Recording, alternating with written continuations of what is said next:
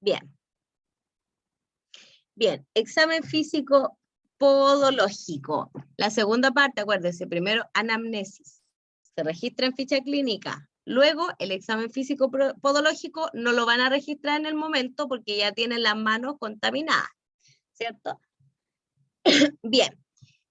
Objetivos del examen físico podológico van a ser, primero, determinar la necesidad de tratamiento del paciente a través de la inspección física de los pies y la extremidad inferior. Segundo, determinar la presencia de anormalidades fisiopatológicas de origen sistémico en la extremidad. O sea, determinar condiciones que se observen en los pies, que se puedan reflejar en los pies y que sean síntomas de otras enfermedades sistémicas, como por ejemplo diabetes, como por ejemplo enfermedad vascular periférica. ¿Bien? Está la norma esa parte. Tercero, determinar riesgos potenciales de lesiones de la extremidad inferior. Bien, acuérdense que la podología es mayormente preventiva y secundariamente curativa. Bien, por lo tanto, siempre nos vamos a enfocar a prevenir. Y riesgos potenciales como son las malformaciones de los cortejos. Ese es un ejemplo de riesgo potencial. Tercero, determinar la necesidad de derivación del paciente. Bien, eso es súper importante, no se olviden de eso, trabajar desde la ética implica sacarnos esos egos de pensar que todo lo vamos a resolver porque no es así en ninguna profesión. Hasta los médicos más especialistas derivan para otras cosas y no necesariamente a otro médico más especialista, sino que también pueden derivar al podólogo, pueden derivar a una enfermera, el podólogo puede derivar a un doctor, a un nutricionista, la enfermera puede derivar al podólogo, el kinesiólogo, etc. ¿Bien? Bien. Semiología. La semiología es la parte de la medicina que estudia los síntomas de la enfermedad, los cuales constituyen el instrumento de trabajo que permite apreciar la situación clínica del enfermo y establecer un diagnóstico. ¿Qué significa?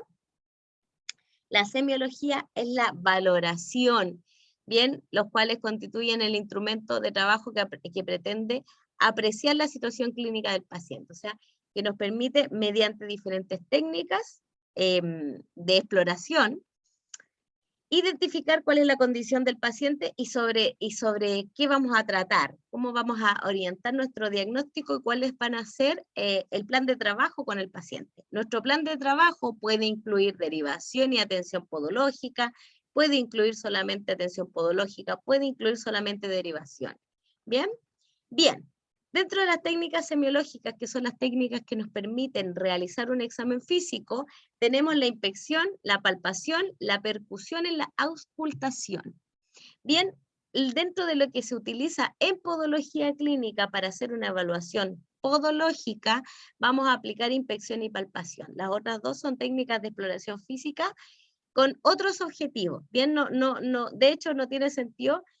Percusión sí en algunos casos, pero ya más para lesiones de tejidos duros o esguinces, ¿cierto? Que son de resorte traumatológico, no son de tratamiento podológico.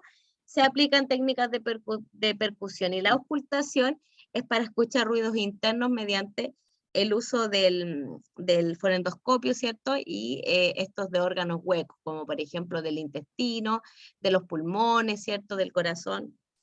No es una técnica que se aplique ni que sea necesario aplicar en podología. ¿Bien? Bien, técnica de inspección. La técnica de inspección es el método de exploración física del paciente que se efectúa por medio de la vista. ¿Bien? Nosotros no es necesario ni siquiera tocarle los pies al paciente antes de hacer un tratamiento, no siempre, a veces sí. Simplemente con la inspección nosotros vamos a poder observar qué tiene y qué vamos a hacer y cómo vamos a trabajar y qué instrumentos vamos a necesitar. Tenemos diferentes instrumentos para diferentes procedimientos.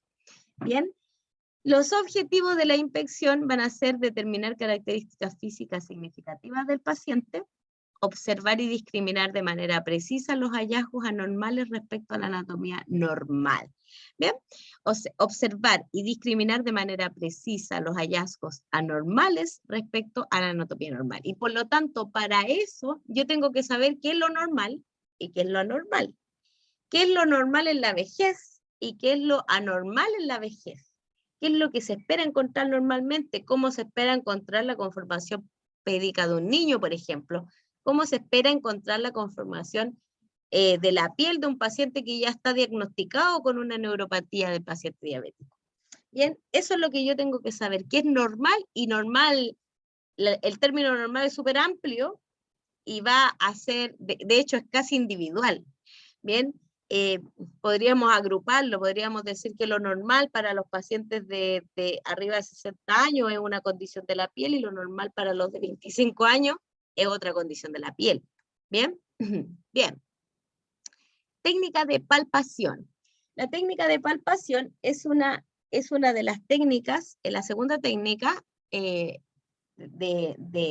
semiológica, ¿cierto? Que es muy útil en la podología clínica, donde examinamos el cuerpo utilizando el tacto. Bien, este acto proporciona información sobre la forma, tamaño, temperatura, consistencia, superficie, humedad, sensibilidad y movilidad de la piel, de las articulaciones.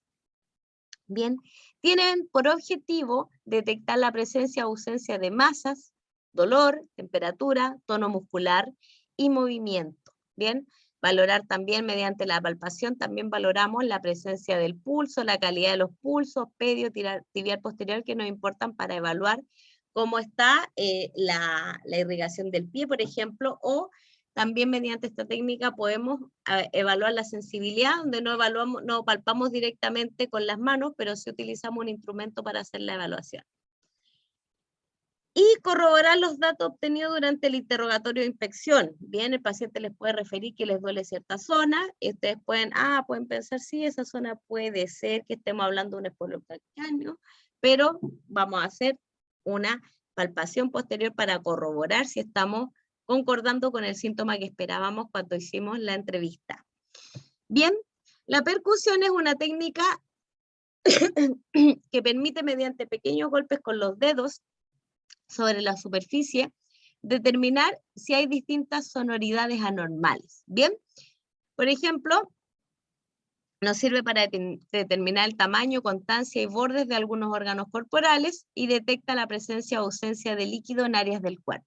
Nos sirve para determinar si hay líquido, por ejemplo, en la articulación del tobillo. Más allá de eso, en la técnica de evaluación podológica no se utiliza tanto para el podólogo, sí, para el traumatólogo, ¿cierto? Ya que ellos tratan ese tipo de lesiones musculotendinosas o óseas. Y la auscultación es un procedimiento de exploración que consiste en escuchar de manera directa. Uno puede hacerla directa, uno podría auscultar, y se pueden auscultar los pulmones directamente poniendo el pabellón auricular en la espalda de una persona, en la zona de los pulmones, o también mediante un estetoscopio, el área torácica o abdomen, para valorar los sonidos normales o patológicos que se producen por esos órganos. Bien, hay varios tipos de formas de auscultación. Inmediata, directo con la oreja, con un tubo, ¿cierto? Como las matronas cuando hacen la auscultación, mediante estetoscopio, como se observa en la imagen, donde se aplica esta membrana a la piel y podemos escuchar los sonidos pulmonares, cardíacos o del intestino. ¿Bien? No tiene mucha aplicación para la podología. Primero vamos a iniciar por lo general. ¿Bien? Me falta 2, 3, está bien. Bien, segundo, debemos conocer la normalidad para reconocer la normalidad. Para conocer la normalidad tenemos que conocer bien de arcos plantares, tenemos que conocer bien la forma ósea, tenemos que saber que en la planta es por donde pasan los músculos, que en el dorso solamente pasan tendones, ese tipo de cosas debemos saberlas. Debemos saber anatómicamente por dónde pasan las principales arterias, para poder buscarla después y palpar, y no palpar a ciegas, sino que saber, en la zona retromalolar del malleolo interno, por donde pasa la arteria tibial posterior. La arteria pedia pasa entre los tendones extensores del segundo y tercer ortejo. Bien, eso yo lo tengo que saber para poder después ir a buscar, ¿cierto? Anatómicamente, ese pulso, por ejemplo. Tercero, consideraremos la información entregada por el paciente en la anamnesis, evaluando los puntos indicados por él. Bien, obviamente vamos a considerar lo que nos refiere, si nos refiere dolor, si nos refiere molestia, si nos refiere dificultad al caminar. Vamos a irnos a ese punto. Tercero, o sea, cuarto, se debe realizar de manera organizada. Inspección general de céfalo a caudal. ¿Qué significa? ¿Se acuerdan cuando dijimos de los planos anatómicos en las primeras clases que se divide en un cuerpo superior y un inferior, ¿cierto? Cefálico o caudal. De céfalo caudal significa desde arriba hacia abajo. Bien, las piernas deben estar descubiertas por lo menos desde la media pierna hacia abajo. Bien, abajo de la rodilla a la mitad, ¿cierto? Media pierna hacia abajo. Y desde ahí hacia abajo vamos evaluando tobillos, vamos evaluando bolsas sinoviales, que es la zona de la articulación del tobillo, pulsos, zona plantar, observando la presencia de los arcos, observando la presencia de lesiones de la piel, que las vamos a ver, o presencia de coloración, presencia de hidratación de la piel, hasta llegar a la punta de los dedos, de céfalo a caudal, de arriba hacia abajo. Palpación y examen físico según la inspección general. La referencia al paciente y los antecedentes mórbidos e historia clínica. Bien, inspección podológica, perdón. La inspección comienza con el primer contacto con el paciente, continúa en la anamnesis y se complementa cuando se examina al paciente. Requiere de buena iluminación. ¿Por qué? Comienza cuando vemos al paciente entrar al gabinete, vemos su marcha, observamos el zapato que utiliza, observamos la dificultad o no que tenga para movilizarse. Inspección del aspecto general de las extremidades inferiores. Primero tenemos que saber la normalidad, saber de simetría, observar la simetría. Por ejemplo, que haya asimetría en términos de volumen, que haya asimetría en términos de, por ejemplo, volumen de los tobillos. Miren acá, hay una asimetría, este tobillo está borrado, este tobillo está un poquito más normal, ¿cierto? Acá hay una simetría absoluta, tenemos esta pierna completamente roja, edema, 3 cruces, ¿cierto? Inflamado, color, tumor, calor, etc. Coloración de la piel, acá también tenemos una diferencia de coloración, observen, y edema, hay un aumento de volumen, la piel está brillante, acá está normal. Y anormalidades patológicas, por supuesto. Segundo, exploración de alteraciones anatómicas y funcionales del pie. Bien, esto se refiere a alteraciones anatómicas en la estructura general. Bien, tenemos, por ejemplo, el pie cabo, el pie plano valgo. El pie plano valgo es un borramiento del arco plantar interno, con depresión a nivel de la articulación astragalo-escafoidea y escafocunoidea, o sea, entre escafoide y la escuya. Denme un segundo para ir a buscar los pies que tengo, me olvidé traerlos.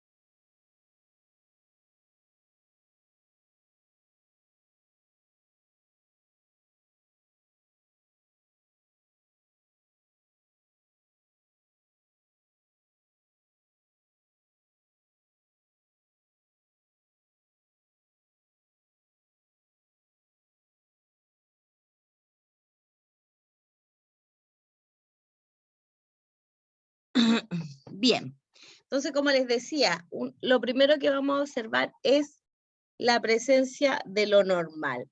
Lo normal es un arco plantar, es un arco interno, ¿cierto? El pie tiene un arco anterior, que es el arco que se forma entre el punto de apoyo 1 y el punto de apoyo 2, y tiene un arco interno que es el arco que se forma entre el punto de apoyo 1 y el punto de apoyo 3. Bien, también tiene un arco longitudinal externo que no se ve a través de la piel ni tampoco se marca en la huella plantar. El arco interno es el más pronunciado, por lo tanto es el que más se marca, pero lo normal es así de levantado, no de esta manera. Bien, esto es un arco, es un pie cabo. Bien, y luego tenemos lo normal, ¿cierto? Lo normal, por ejemplo, el pie plano valgo. Un borramiento del arco plantar interno, con una depresión a nivel de la articulación astragaloscafoidea. Voy a sacar ese como filtro que tengo para... ahí sí, bien. Con una depresión a nivel de la articulación entre el astrágalo y el escafoides, bien, o entre el astrágalo y las cuñas, bien.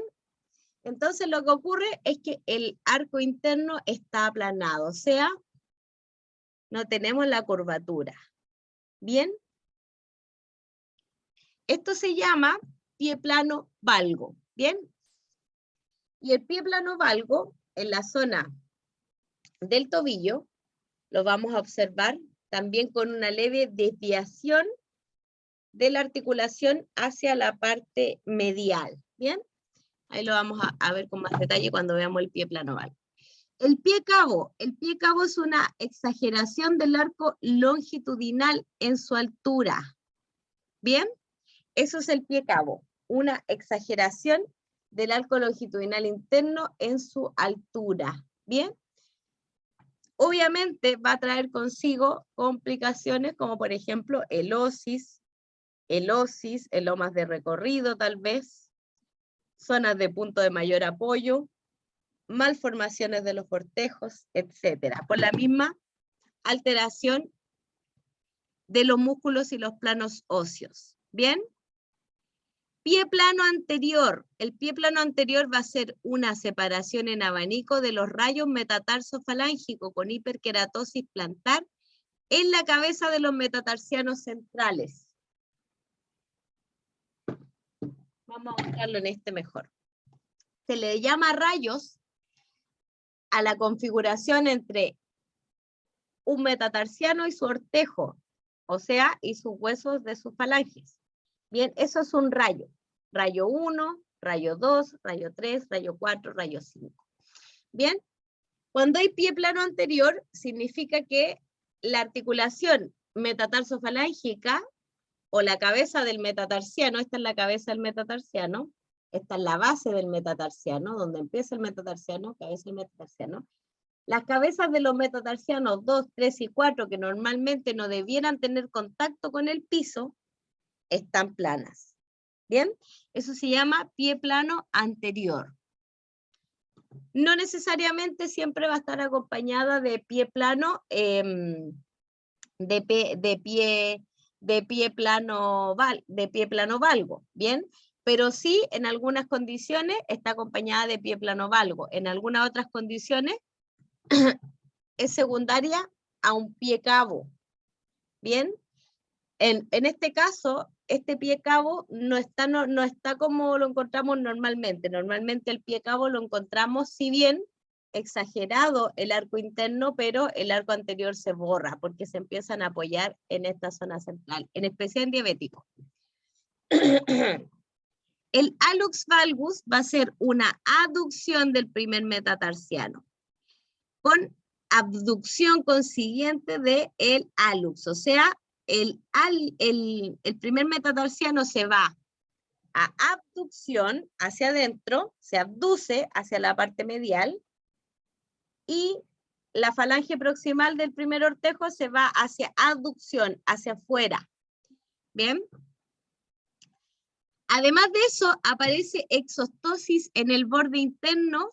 Exostosis significa una callosidad o crecimiento anormal del hueso en el borde interno de la cabeza del metatarsiano. Bien, eso es súper común en el hallux valgus y se va pronunciando cada vez más. Bien, tenemos el hallux valgus incipiente y el hallux valgus ya establecido, ¿cierto? El incipiente es cuando empieza y el establecido es ya cuando la formación articular, que normalmente era plana, derechita, ¿cierto?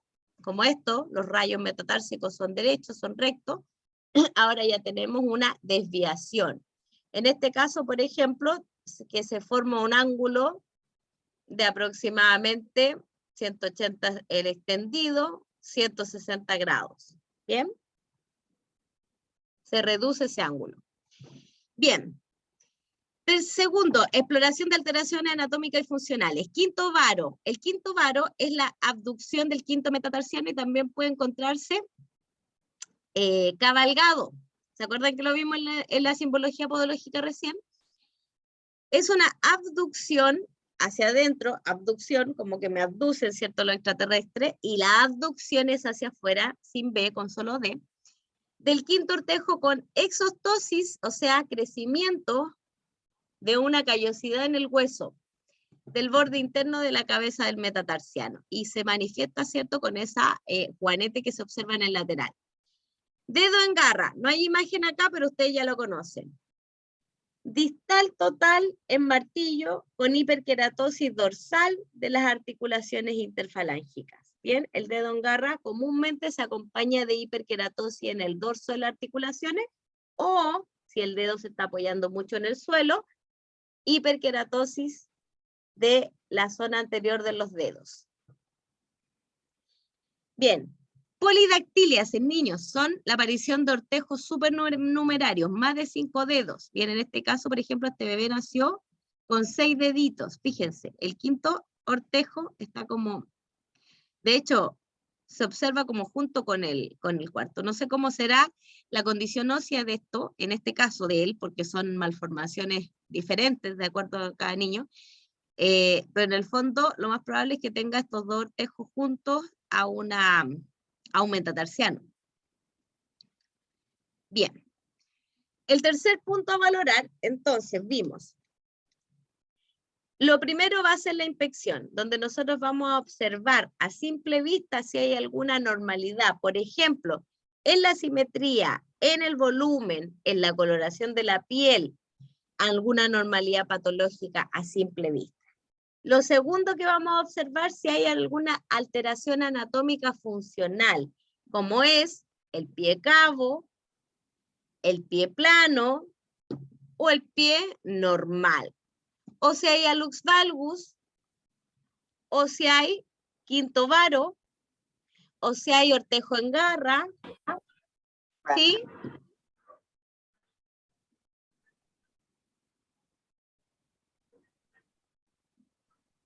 O si hay ortejo en martillo, o si hay polidactilia, por ejemplo, o si hay eso, anatómico funcional, ¿bien? En la funcionalidad. ¿Por qué? Porque todas estas alteraciones, por ejemplo, el pie plano, observen la diferencia en, voy a ver si me puedo ver en la cámara para poder observarlo, la diferencia en la alineación de un pie plano con un pie normal.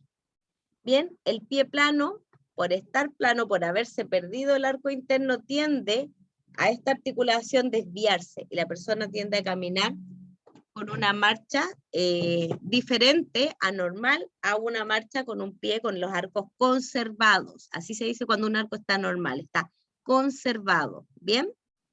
Bien.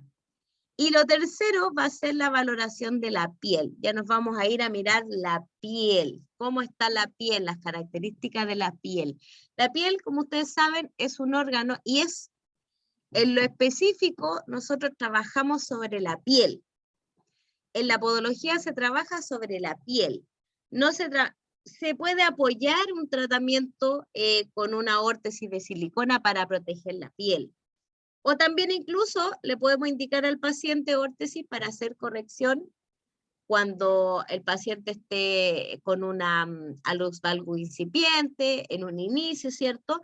Le podemos indicar alguna órtesis que se compre para poder ayudar a ir corrigiendo eso. Pero la verdad es que poco vamos a poder hacer desde el punto de vista de la podología, pero sobre la piel es donde se trabaja directamente. Las uñas son anexos de la piel, ¿cierto? Bien, es el órgano que cubre toda la superficie del cuerpo y al examinarla se deben evaluar los siguientes aspectos. Color. ¿Cómo es el color normal de la piel? Humedad y untuosidad. La humedad y la grasitud que tiene la piel. Turgor y elasticidad, o sea, la capacidad que tiene la piel de ser elástica, o sea, de volver a su normalidad después de retraerla. Temperatura. lesiones, ya sean primarias o secundarias, que las van a aprender. Y cómo están los anexos de la piel, que son los pelos y uñas. En los pies también observamos los pelos. ¿Por qué? Porque la piel tenemos que recordar que dermatológicamente, ¿cierto? Tenemos una piel avascular, que es la epidermis, y la piel vascularizada va a ser la dermis y la hipodermis. La hipodermis va a tener un componente o tejido subcutáneo graso, ¿cierto? Que nos va a servir para proteger, darle amortiguar, ¿cierto? A los órganos internos. Después la dermis, que va a tener el tejido conectivo de la piel que le da esa firmeza a esta estructura, y es donde los vasos sanguíneos llegan a las papilas dérmicas para poder nutrir al estrato basal de la epidermis, pero la epidermis no tiene vasos sanguíneos. Y luego la capa más superficial de la epidermis, que en el fondo se va epitelizando constantemente, renovando las células, ¿cierto? Para que éstas vayan migrando a la superficie y produciendo una capa protectora en la superficie que nos impermeabiliza la piel completa, ¿cierto? Y esa impermeabilización y esa capacidad de protección, de impermeabilidad de la piel, del estrato córneo de la epidermis, va a estar relacionado con la capacidad con la calidad de la nutrición que reciba nuestra piel a través de la irrigación sanguínea. Si la irrigación sanguínea es deficiente, como por ejemplo en un pie isquémico, o si la irrigación sanguínea no lleva buenos nutrientes o lleva menos oxígeno por una enfermedad pulmonar, por ejemplo, o si la irrigación sanguínea tenemos menos oxigenación y menos nutrición y menos desecho metabólico, o si, por ejemplo, la persona está con quimioterapia, la quimioterapia circula a través del sistema circulatorio por todos los tejidos. Bien, vamos a tener varias condiciones a considerar y con esto vamos a observar la calidad de la piel. Bien, los pelos y uñas tienen directa relación con la nutrición. Cuando hay una mala nutrición a través de los vasos sanguíneos de la dermis para la piel, obviamente la epidermis va a recibir una nutrición de baja calidad y por lo tanto el crecimiento de la uña va a ser lento y en el caso, por ejemplo, de los folículos pilosos, van a crecer o va a dejar de crecer pelo simplemente, como por ejemplo ocurre en los pies isquémicos. Empiezan a perder su vellosidad. Bien, entonces ahí hay un síntoma importante a observar que nos puede dar la antesala, un diagnóstico, nos puede dar un diagnóstico inicial importante para que el paciente pueda iniciar su tratamiento médico al respecto y evitar que haya una oclusión completa que le lleve a una gangrena. Bien, color de la piel, más allá de los fototipos cutáneos, bien, normales, ¿cierto? Según raza o según lugar donde nacimos, vamos a tener estos diferentes fototipos cutáneos que tenemos el fototipo 1, 2, 3, 4, 5, en el cual van desde la piel más blanquita hasta la piel más oscura, ¿bien? También vamos a observar la coloración de la piel desde el punto de vista de la salud. ¿Cómo está la piel? ¿Está pálida? ¿Está enrojecida? ¿Y cómo podemos ver ese parámetro con el simple hecho de observar, por ejemplo, los dos pies? Bien, no nos vamos a preocupar del color de la piel del paciente en términos del fototipo cutáneo, sino que nos vamos a ocupar del color de la piel del paciente en relación, por ejemplo, de un pie con el otro. Si la piel está enrojecida, si la piel está más pálida, o comparándolo con el resto del cuerpo. ¿Bien? Bien. Cuando una persona tiene falta de este pigmento, existe un trastorno como el albinismo, o si esto es localizado, tenemos el vitiligo, ¿bien? Cuando falta melanina, ¿bien? Ustedes recuerdan lo que hace el melanocito en la piel, lo que va a hacer es producir esta melanina para proteger a los queratinocitos que están al lado, va a liberar esta melanina y estos gránulos de melanina se van a ir a teñir los queratinocitos vecinos para producir el color de la piel. Bien, ¿cuál es la función de esta melanina? Es la protección UV, principalmente, ¿cierto? Bien, cuando falta esta melanina en esas zonas, cuando es localizado, estamos hablando de vitiligo, y cuando es generalizado, estamos hablando de albinismo. Bien, las cicatrices también pueden presentarse descoloridas. Cuando hay tejido cicatrizado, significa que la cicatriz es un cierre por segunda intención de la piel, donde se cierra desde la dermis y no desde la epidermis. Bien, esto es lo que buscamos evaluar en la coloración de la piel. Las anormalidades del color normal de la piel del paciente, independiente de la raza o el fototipo cutáneo. Bien, primero, el grosor de la piel y su perfusión sanguínea. Vamos a ver cómo es, si es que la piel está gruesa o está fina. La piel normal es una piel que tiene un grosor. Hay unas pieles que están muy mal perfundidas o muy mal irrigadas, tienen muy baja aporte de nutrientes, y esas pieles son pieles que son mucho más finas. ¿Por qué? Porque desarrollan un estrato, una epidermis mucho más finita. Bien, tienen una lámina unguial que se va desarrollando lentamente y pierden la vellosidad. El grosor de la piel y su perfusión sanguínea, en esto participa la riqueza de los capilares sanguíneos, lo bien o mal profundida que esté la piel en nivel de vasoconstricción o vasodilatación que tenga. Vasoconstricción es cuando los vasos se contraen, se hacen chiquititos. Por lo tanto, el lumen se reduce y circula menos sangre. Vasodilatación es cuando los vasos se ponen más gruesos, ¿bien? La piel podrá presentar entonces un color rosado normal. Se dice que la piel está normal cuando la piel está rosada, o la piel normal se describe como color rosado. La piel se describe como pálida cuando hay una anemia o vasoconstricción o reducción del flujo sanguíneo. Cuando hay cianosis, la piel permanece con un porcentaje aumentado de hemoglobina desaturada de oxígeno. Bien, ¿qué significa eso? En esa zona, por reducirse la oxigenación, la hemoglobina se queda en esa zona y empieza a tomar esta coloración media violácea. Rubicundez es una vasodilatación o poliglobulia, y en este caso, por ejemplo, esta rubicundez, este color rojito que ustedes ven, es el signo que se llama rubor cianótico, que yo lo pongo en varias clases porque yo necesito que ustedes lo internalicen. Y esto es una cianosis distal del ortejo. Esto nos dice que acá, a nivel de la arteria pedia, probablemente haya una obstrucción arterial importante.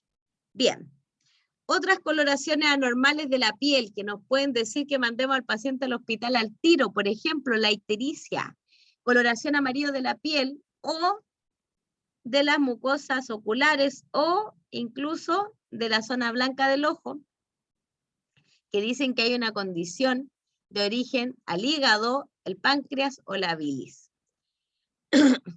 Hiperpigmentación por fenómenos físicos, por roces, por ejemplo, en el cuello, traumatismos repetidos, por ejemplo, en las zonas sometidas a constante rasquido.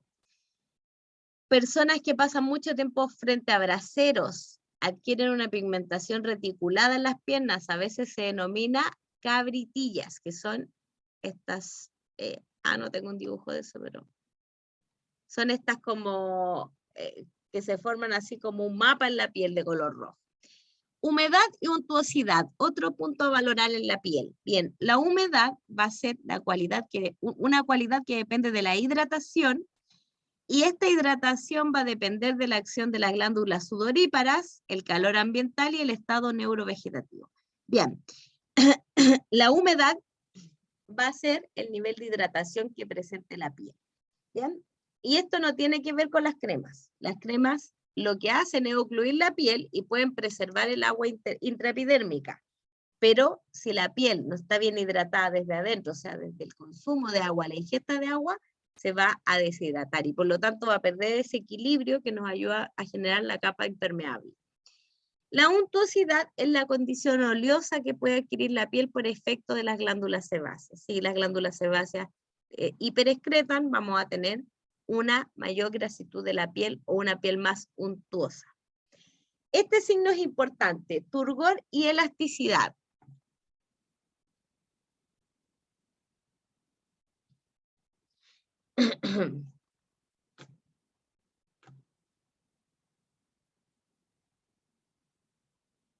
Bien, el turgor va a ser la resistencia que se aprecia al efectuar un pliegue en la piel, por ejemplo, en el antebrazo bajo la clavícula. La resistencia de la piel significa que, por ejemplo, si se fijan en la imagen, esa piel es menos turgente que la mía, porque al retirar se mantiene elevado ese pliegue, es porque tiene una menor hidratación, muy común en los adultos mayores. Los adultos mayores uno le hace el pliegue cutáneo y se mantiene por un buen rato ese pliegue dibujado en la piel.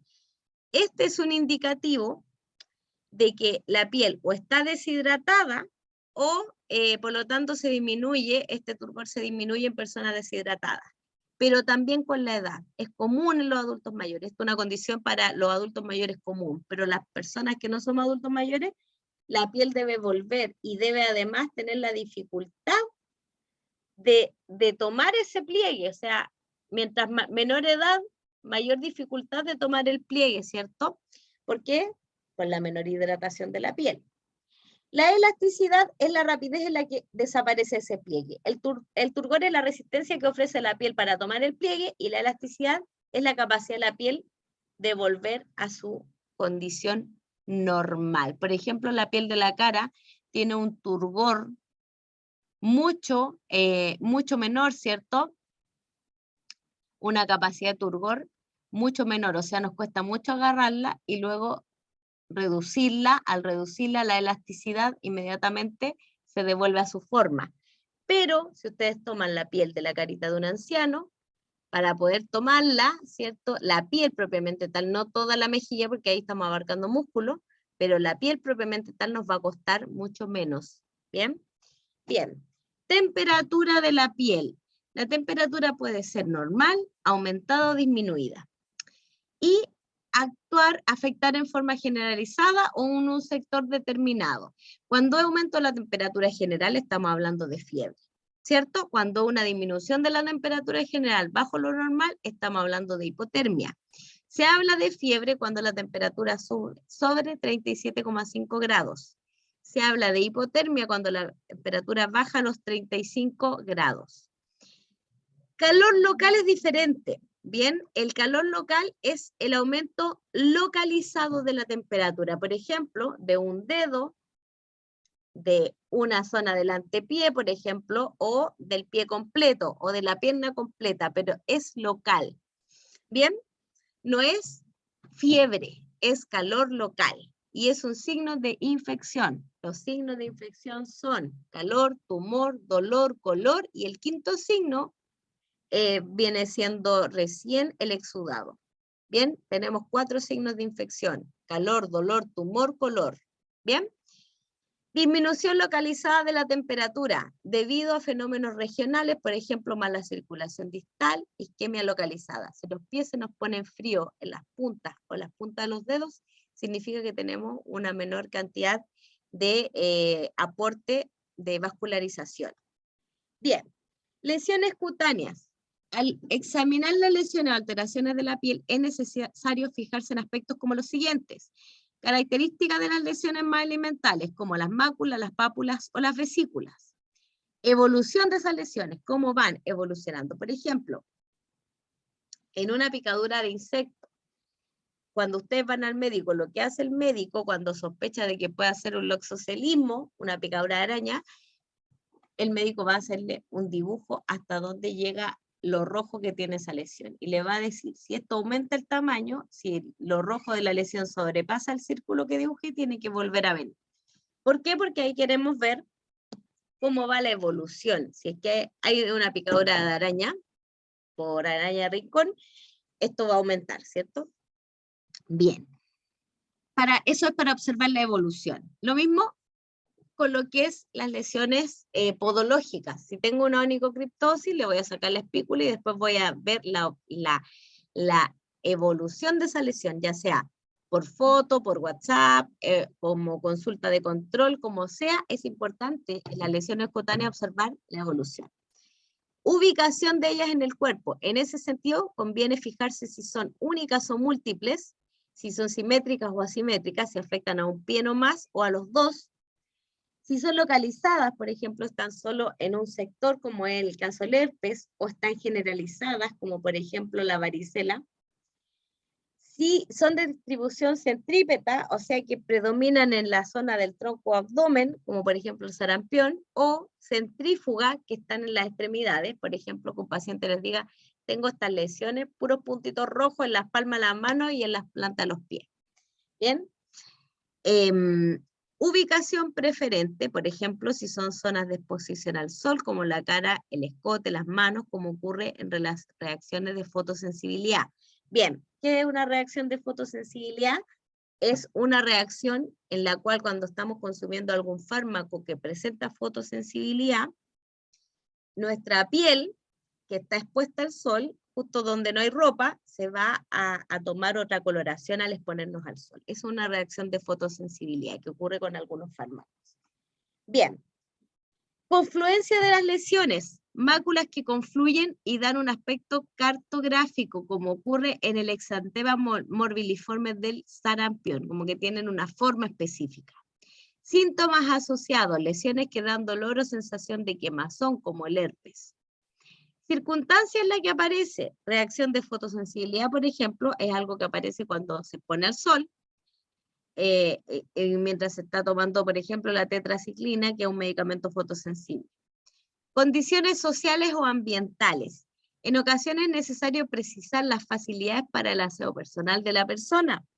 El uso de camarines también, si la persona está yendo es deportista, por ejemplo, o empezó a hacer natación, y resulta que podemos asociar el síntoma a esta nueva actividad del paciente debido a que en los camarines, ¿cierto?, hay un alto riesgo de contagiarse de micosis. ¿Bien? Bien, vamos a ver las lesiones cutáneas. ¿Qué tipo de lesiones cutáneas tenemos? El primero tenemos las lesiones cutáneas elementales. Bien, las lesiones elementales son aquellas que se presentan como primera manifestación de la enfermedad cutánea y se logra identificar como tales antes que confluyan o cambien de su aspecto, por ejemplo, las máculas, las pápulas o las vesículas. Las lesiones secundarias son aquellas que son consecuencia de otra lesión, por ejemplo, costra o cicatriz. Las lesiones elementales son las lesiones propiamente tales. Y dentro de estas tenemos las máculas, las pápulas, el nódulo, el jabón, el tumor, que el tumor no significa cáncer, la vesícula, la pústula, el quiste. Bien, las lesiones secundarias son secundarias a otra lesión, por ejemplo, una costra o una cicatriz. Bien, dentro de las lesiones elementales tenemos, por ejemplo, el exantema. El exantema se denomina así a la condición en la cual las lesiones presentan en forma difusa como esto en todo el cuerpo. Por ejemplo, el exantema morbiliforme del sarampión o de la varicela. Eso es un exantema. El enantema es el compromiso de las mucosas, estas lesiones de mucosas que aparecen. Eso es un enantema.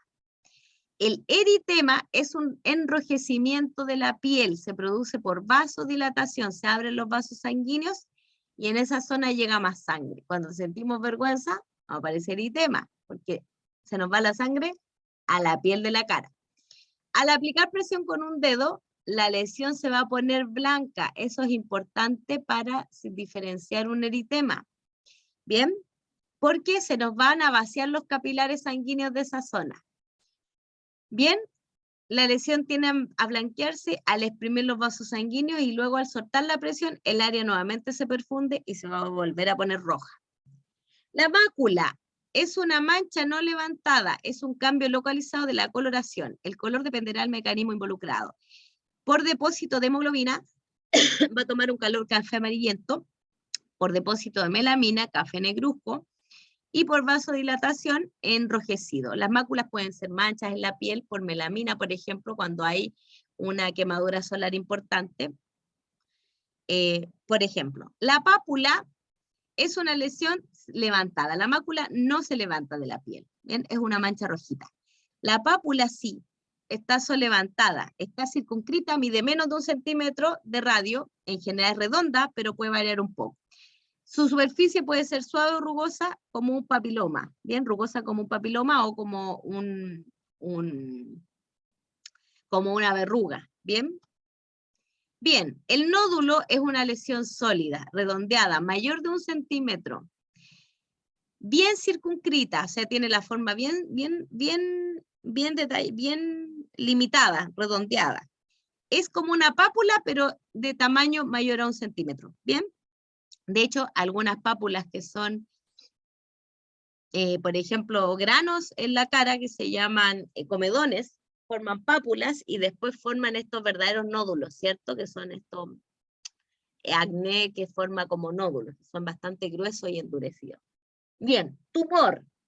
Es una lesión que se produce por proliferación celular. Puede ser benigna o maligna. Y es un tumor. Proliferación celular significa producción de células anormal. Y lo que se forma cuando hay una onicocriptosis en 3er grado es un tumor. ¿Bien? Es una tumoración. No significa que sean células malignas. Pueden ser malignas o benignas. ¿Bien? Pero la característica que tiene un tumor es que hay una proliferación de células, hay células nuevas que se están formando ahí. Vesícula es una lesión de contenido líquido, levantada, de menos de 1 centímetro, con cubierta generalmente está en tensión. Es como una ampolla, una flictena. Ampolla o bula es una lesión de contenido líquido que sobrepasa a 1 centímetro y se va dentro de la piel, solamente está circunscrita la epidermis, ¿bien? No hay una profundidad mayor, por eso se ve esta epidermis cuando se saca, ¿cierto? Se saca esa epidermis y rápidamente eso se cierra, vuelve a formar nuevamente estratocórneo, de hecho está circunscrita el estratocórneo, no es una lesión más profunda que eso. Pústula es una vesícula con material purulento. La típica espinilla es una pústula, a veces aparece en otras partes del cuerpo, ¿cierto?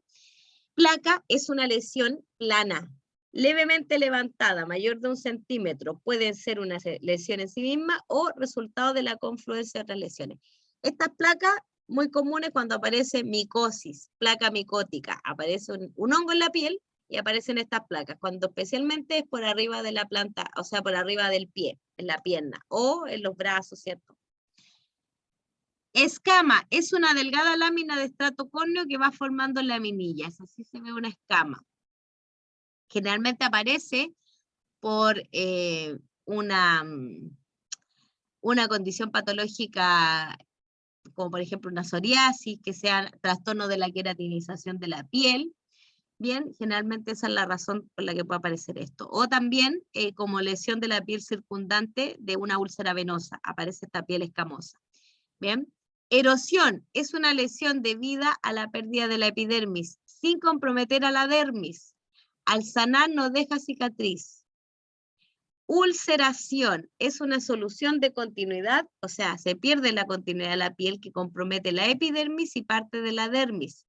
De modo que al sanar deja una cicatriz. Cuando una herida compromete la dermis, hay cicatriz. Si la úlcera es lineal, se llama fisura. Si la úlcera afecta a una mucosa, se llama afta. Bien. Lesiones secundarias. Costra es una lesión que se produce por desecación de exudados, sea sangre o seroso. El exudado que sale de una herida se seca y forma la costra. Bien, para una úlcera no es tan simple como llegar y formar una costra, porque es una condición patológica. Pero para una herida, por ejemplo, traumática por roce, sí, se salen los líquidos, si se infecta sale el líquido purulento, pero después se forma la costra. Cicatriz es una reparación de tejido fibroso de un corte o lesión profunda de la piel que traspasa el estrato basal de la epidermis. Las cicatrices pueden ser atróficas o hipertróficas. Se llama queloides a una cicatriz hipertrófica. Roncha es una lesión de bordes levantados. ¿Bien? Todos conocen la roncha, yo creo. La roncha que produce, por ejemplo, una picadura de zancudo. Debido a edema de la dermis e hipodermis. Esta es característica en las urticarias. Liquenificación. Es un engrosamiento de la epidermis y a veces de la dermis, como consecuencia de rascarse durante un tiempo prolongado. ¿Bien? Por la urticaria, por ejemplo. Telangiectasias son estas llamadas arañitas vasculares. Corresponde a dilatación y mayor desarrollo de capilares. Es lo que se llama vasos sanguíneos accesorios. ¿Bien? Se forman nuevos vasos sanguíneos en la piel. Si se presiona el vaso central, se colapsan y se libera la presión, se vuelve a llenar de sangre. Lo mismo que con el rubor.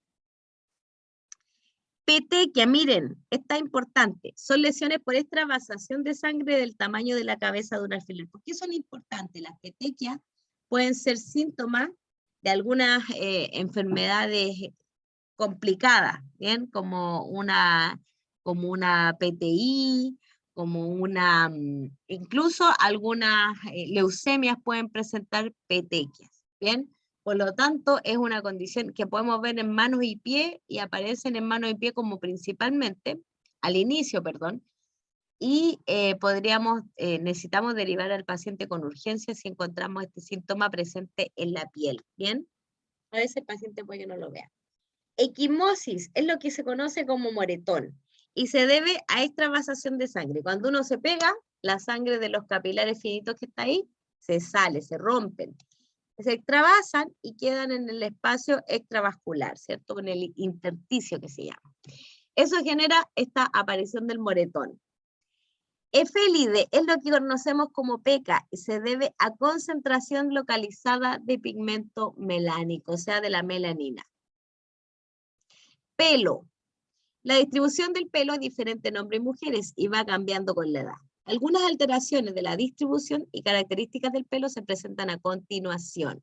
Bien, calvicie, ausencia o caída de pelo en la cabeza, a nivel del cuero cabelludo, especialmente en la región frontal y parietal.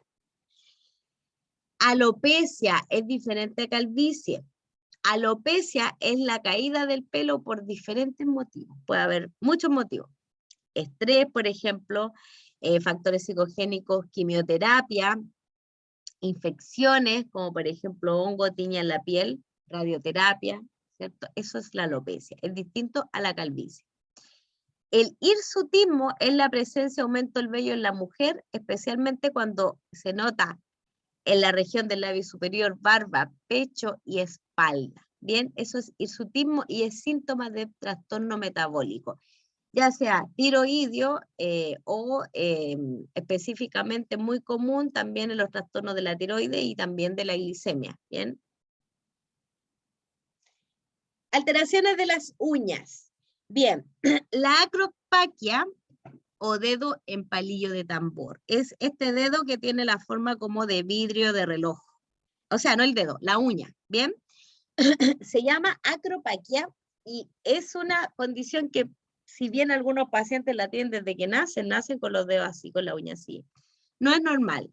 O sea, si nacen así, sí es congénita, pero si la persona no nació así, se le empiezan a poner las uñitas así, se puede deber a un cáncer pulmonar, a una fibrosis pulmonar, a una cardiopatía, a una bronquiectasia, a una endocarditis bacteriana, a una cirrosis hepática o una enfermedad inflamatoria del intestino. Por lo tanto, esta condición se deriva. Por eso que la norma dice que se pueden pesquisar de manera temprana patologías que, si bien son de origen sistémico, de los sistemas del cuerpo, no de los pies, se pueden reflejar en la salud de los pies. ¿Bien? Coiloniquia o uña en cuchara. Este es un síntoma donde la uña es cóncava. Se ha descrito en anemias ferroprivas, pero es poco frecuente de encontrar. Puede ser también una condición natural. Bien, común, o sea, puede ocurrir no tan comúnmente en anemias por falta de hierro, se llama ferropriva, que es la anemia más común, o también puede ser una condición congénita. Uñas en psoriasis. Ocasionalmente se observa una placa unguial con pequeñas depresiones, como si hubiera sido picoteada. Esta es la uña en psoriasis. Uña con líneas de View. Fíjense, esta parece como que se hubiera formado una lámina sobre otra y la lámina termina de morir. En pacientes que han estado en estado grave, se adelgaza la uña y posteriormente se ve un surco transversal en ellas. Bien. Lechos unguiales pálidos, o sea, pálido el lecho unguial, lo que está por debajo de la lámina, común en las anemias. Lechos unguiales pálidos. Cianóticos, morados, en cuadros de hipoxemia o mala perfusión, por ejemplo, condiciones cardíacas, condiciones pulmonares,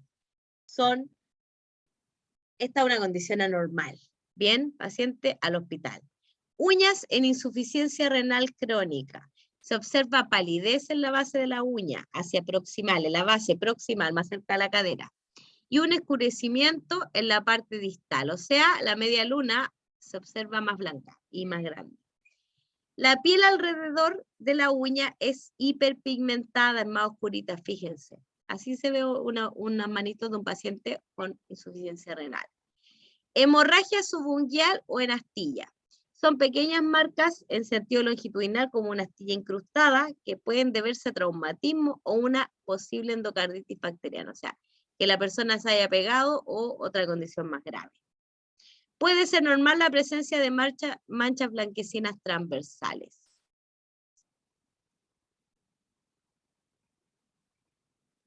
Bien. En la próxima clase continuamos con examen físico podológico que da para harto. ¿Alguna duda?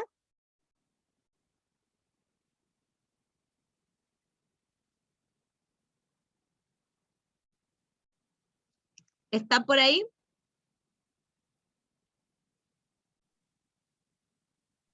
Sí, profe. Sí, acá estamos. Bien. Profe, quería hacer una consulta, es que se me cortaba el internet y volvía, más que nada el trabajo que hay que hacer de la ficha clínica, Les hay voy a que simular mandar, un caso o es formato normal. no, les voy a mandar la grabación para que vean todo lo que se explicó en ese momento. Bueno, es un taller. Para que hagan ese taller, que es súper importante. Bien, que en el fondo es que ustedes creen su propia ficha clínica y posteriormente también la apliquen a un familiar, a su esposo, a su mamá, alguien que ojalá tenga alguna condición patológica, y en el examen físico ustedes aprovechen de ir aplicando todo lo que se les ha ido enseñando. ¿Bien?